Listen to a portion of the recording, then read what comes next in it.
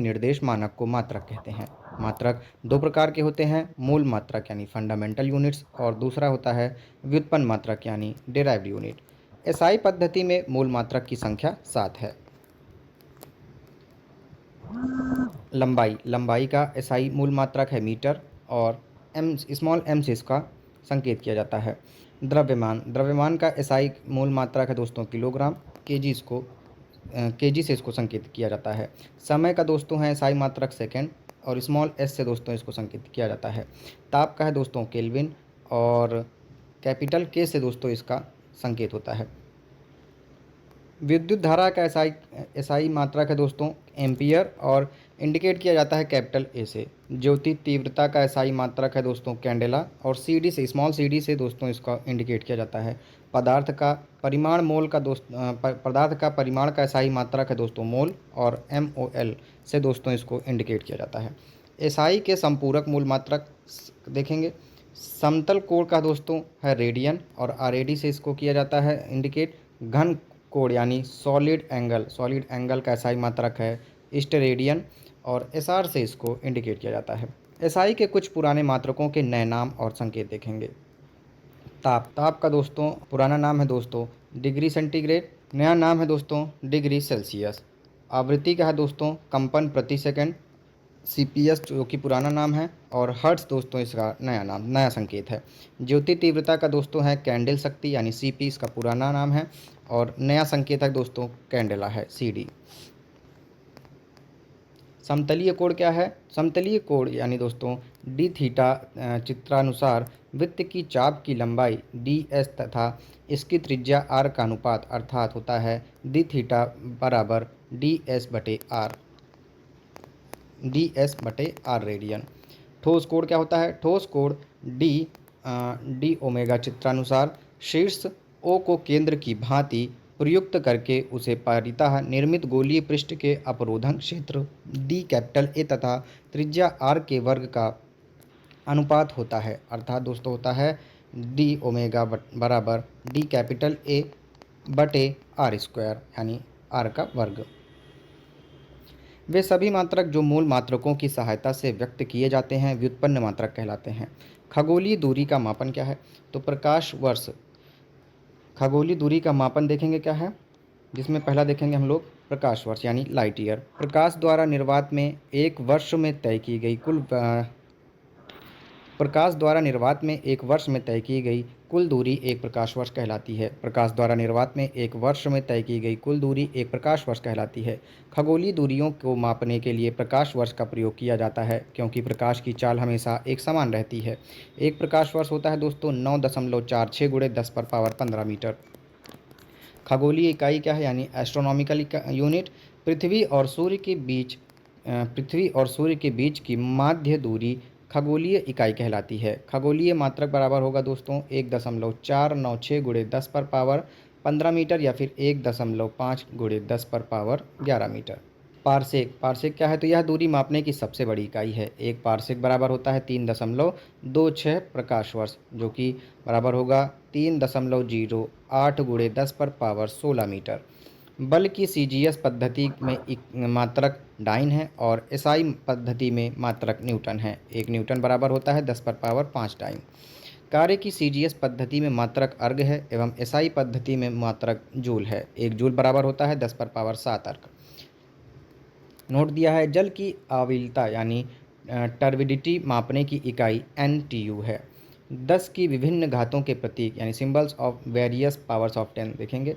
भौतिकी में बहुत छोटी एवं बहुत बड़ी राशियों के मानों को 10 का घात के रूप में व्यक्त किया जाता है। 10 का कुछ घातों को विशेष नाम तथा संकेत दिए गए हैं जिसे दी गई सारणी में दिया गया है।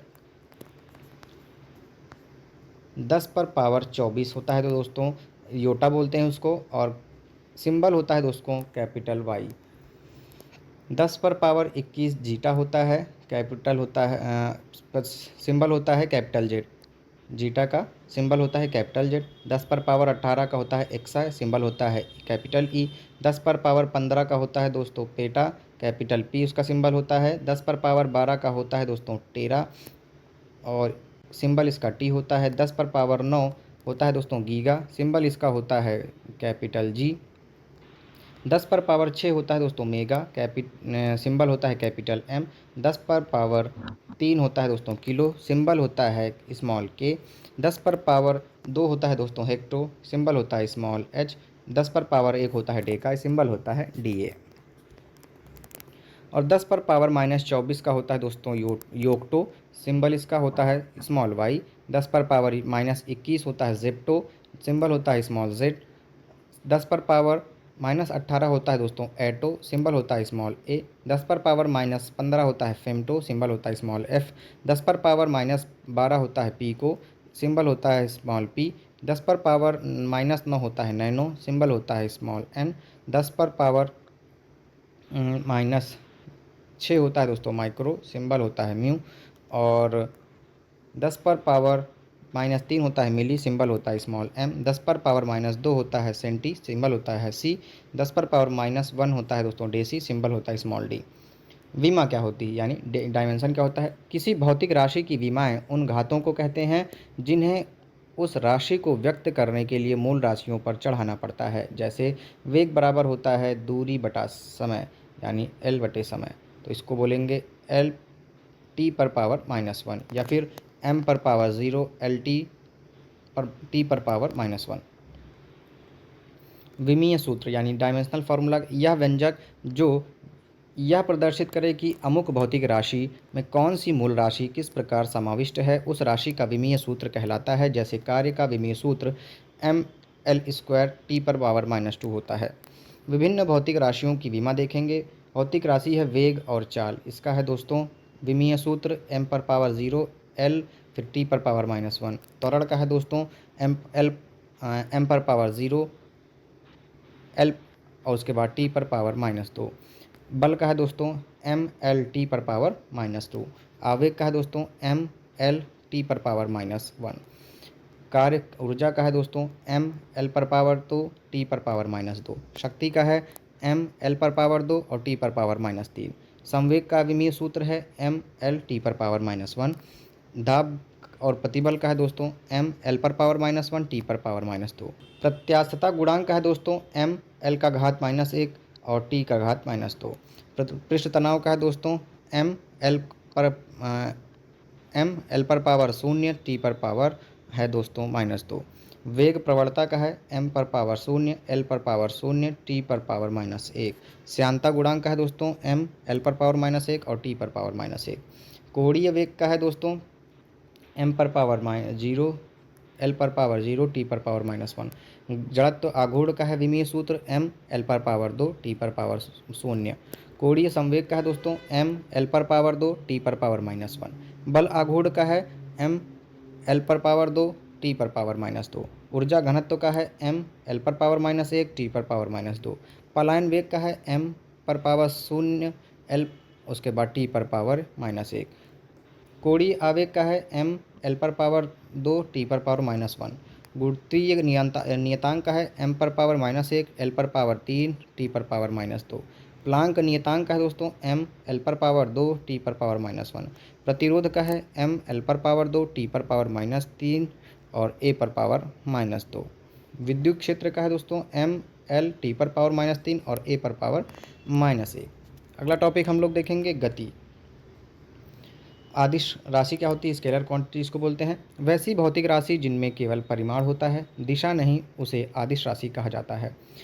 वैसी भौतिक राशियाँ जिनमें केवल परिमाण होता है, दिशा नहीं होता, उसे आदिश राशि कहा जाता है। जैसे कि द्रव्यमान, चाल, आयतन, कार्य, समय, ऊर्जा, विभव आदि। नोट दिया है विद्युत धारा यानी करंट और तापमान और प्रेशर, ये सभी अदिश राशियाँ हैं। सदिश राशि क्या है यानी वेक्टर क्वांटिटी क्या होती है? वैसी भौतिक राशि जिनमें परिमाण के साथ साथ दिशा भी रहती है और जो योग के निश्चित नियमों के अनुसार जोड़ी भी जाती है, उन्हें सदिश राशि कहते हैं। जैसे कि दोस्तों वेग, विस्थापन, बल, त्वरण संवेग, आवेग, विद्युत क्षेत्र, चुंबकीय क्षेत्र आदि। दूरी क्या है? तो किसी दिए गए समयांतराल में वस्तु द्वारा तय किए गए मार्ग की लंबाई को दूरी कहते हैं। यह एक अदिश राशि है। यह सदैव धनात्मक होती है या शून्य होती है।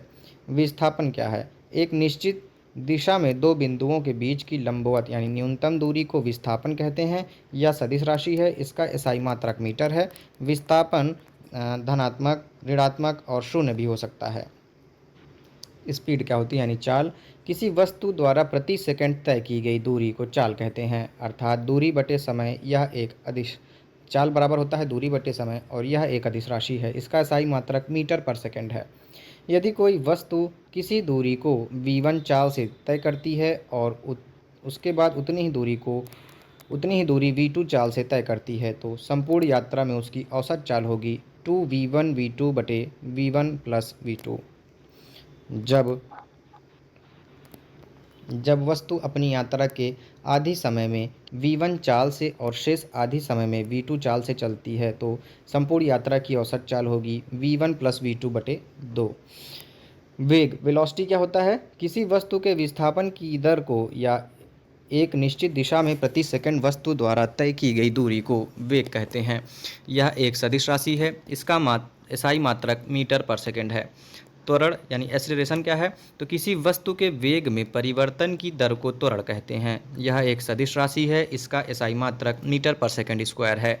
यदि समय के साथ वस्तु का वेग घटता है तो त्वरण ऋणात्मक होता है, जिसे मंदन यानी रिटार्डेशन कहते हैं।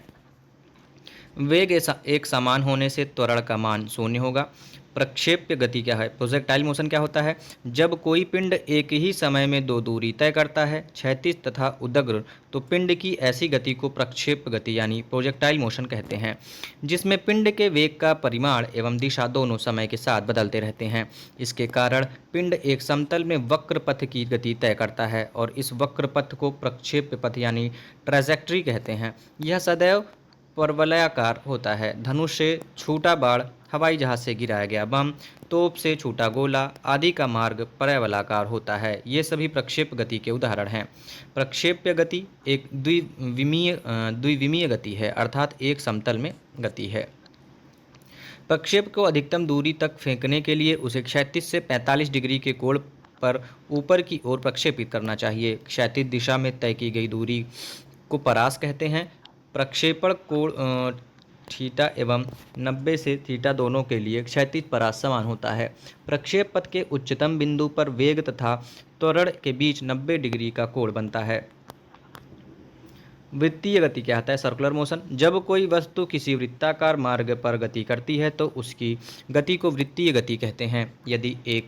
यदि वह एक समान चाल से गति करती है तो उसकी गति को एक समान वृत्तीय गति कहते हैं।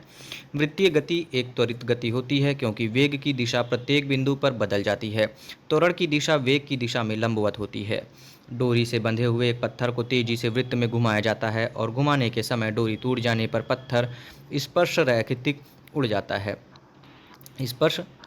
उड़ जाता है। कोणीय वेग यानी एंगुलर वेलोसिटी क्या है? तो वृत्ताकार मार्ग पर गतिशील कण को वृत्त के केंद्र से मिलाने वाली रेखा एक सेकंड में जितने कोण से घूम जाती है उस कण का कोणीय वेग कहते हैं। इसे प्रायः ओमेगा से प्रकट किया जाता है, अर्थात ओमेगा बराबर होता है थीटा बटे टी। यदि कण एक सेकंड में n चक्कर लगाता है तो ओमेगा बराबर होगा 2 पाई n, क्योंकि एक चक्कर में कण 2 पाई यानी 360 डिग्री रेडियन से घूम जाती है।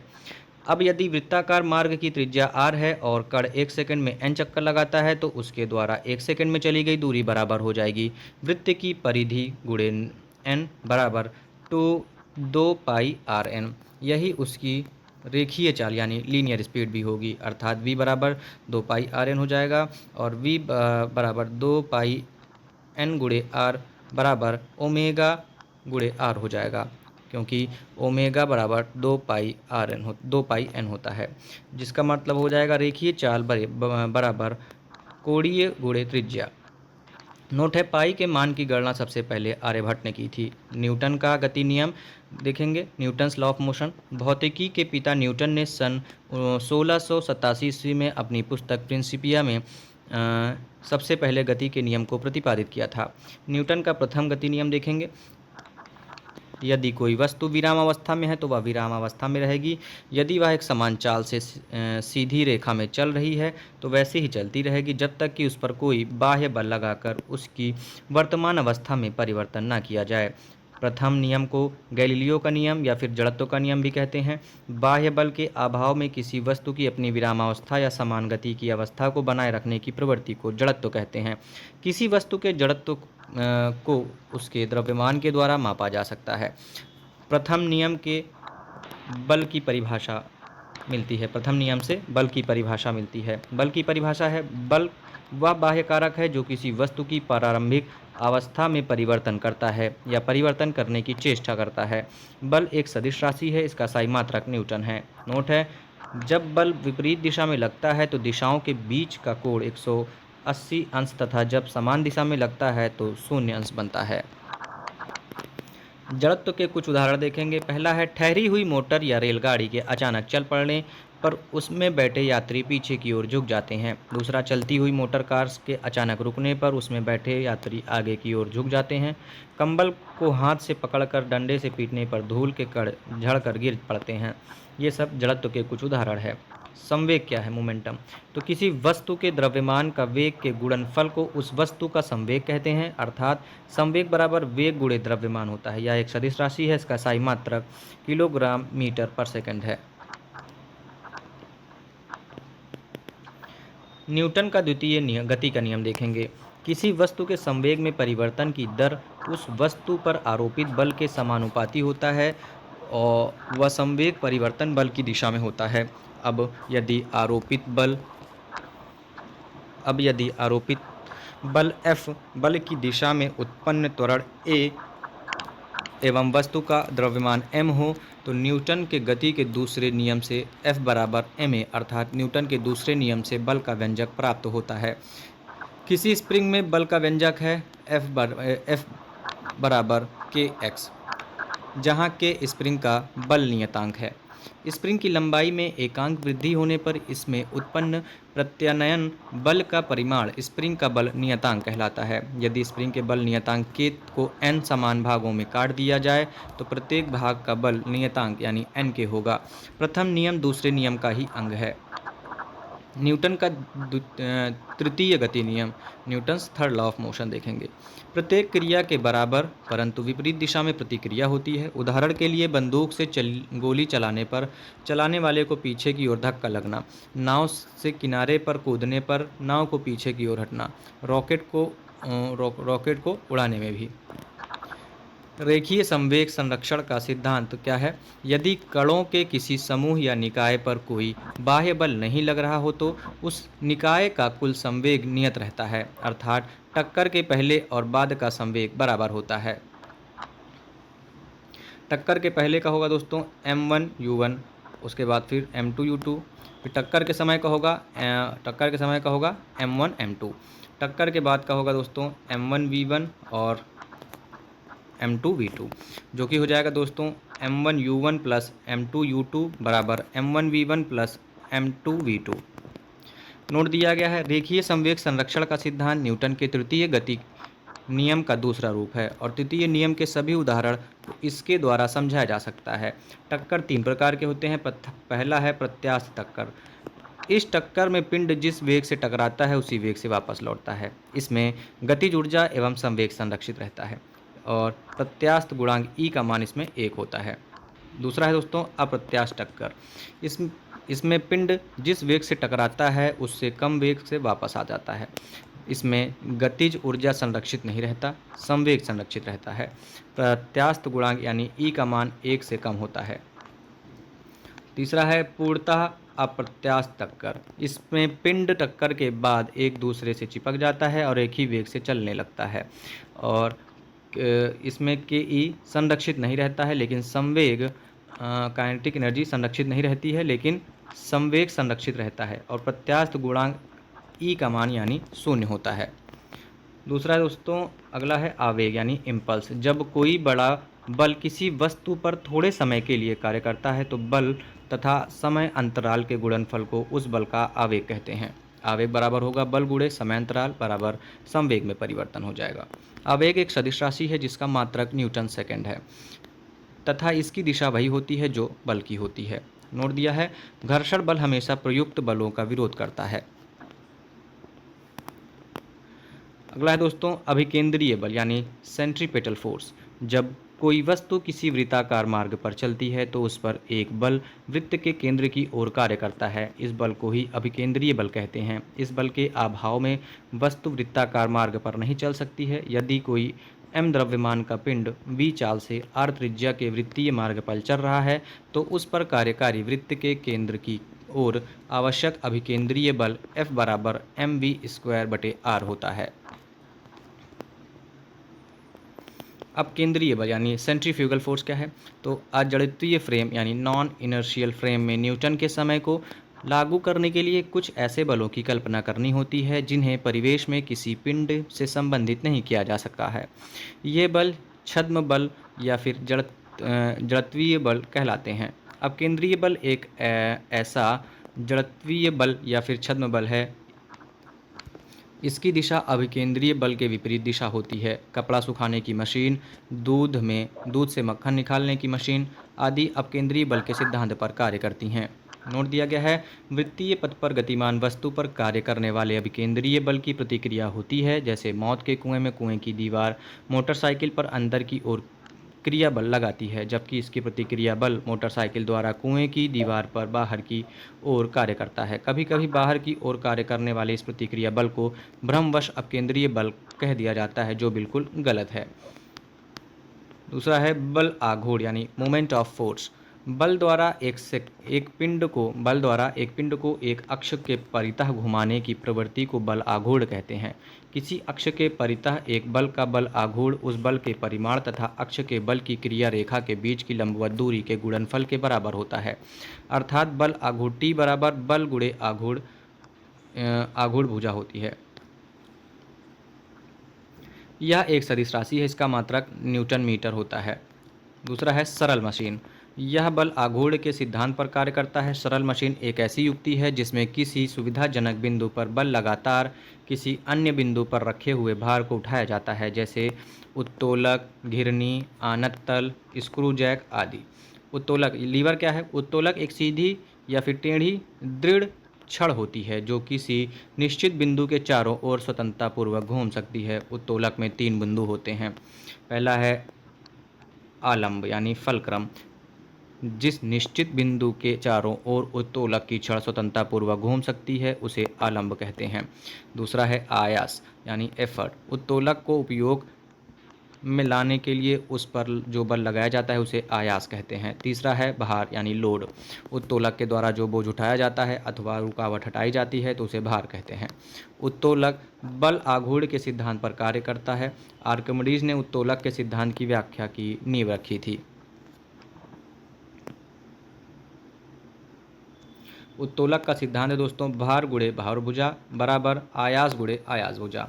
इसका आंतरिक लाभ होगा भार बटे आयास बराबर होगा आयास भुजा बटे भार भुजा के। उत्तोलक के प्रकार देखेंगे, 3 प्रकार के होते हैं। पहला है प्रथम श्रेणी का उत्तोलक। इस वर्ग के उत्तोलकों में आलंब यानी F आयास E तथा भार W के बीच में स्थित होता है। इस प्रकार के उत्तोलकों में यांत्रिक लाभ 1 से अधिक और 1 के बराबर तथा 1 से कम भी हो सकता है। इसके उदाहरण हैं कैंची, पिलास, सड़सी, तराजू, कील उखाड़ने की मशीन, शीश झूला, साइकिल का ब्रेक, हैंड पंप आदि।